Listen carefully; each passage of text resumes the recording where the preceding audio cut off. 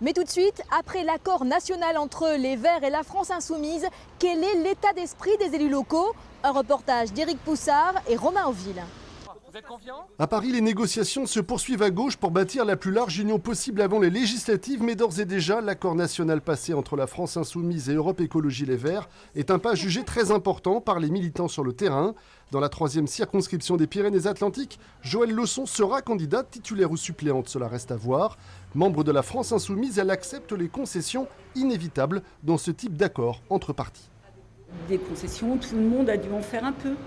Mais quand on voit l'objectif et ce que nous pouvons réaliser avec une majorité à l'Assemblée nationale, ça semble peu ces concessions.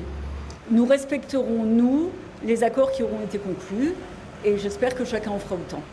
Or, l'accord national prévoit de laisser la 2e circonscription aux écologistes, mais sur la 4e, la basco-béarnaise, un candidat écologiste est en campagne depuis de longs mois déjà. Si Julien Brunel se satisfait de l'accord d'union passé à gauche, il ne comprendrait pas qu'une autre candidature émerge au dernier moment. La question, c'est qui pour incarner cette candidature de la nouvelle Union populaire écologique et sociale.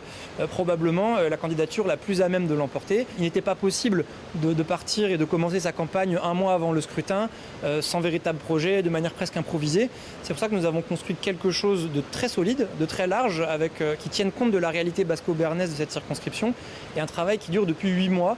Si bien qu'aujourd'hui, effectivement, je suis le seul candidat déclaré à gauche et pour les écologistes. Mais nous allons voir dans les jours qui viennent où ça va aller. Julien Brunel fera-t-il les frais de l'accord national? Trop tôt pour le dire, mais tout n'est pas si simple dans les circonscriptions. Les décisions définitives devraient être prises dans les prochains jours, voire dans les prochaines heures, en fonction de l'évolution des négociations entre les partis de gauche et notamment avec le Parti socialiste.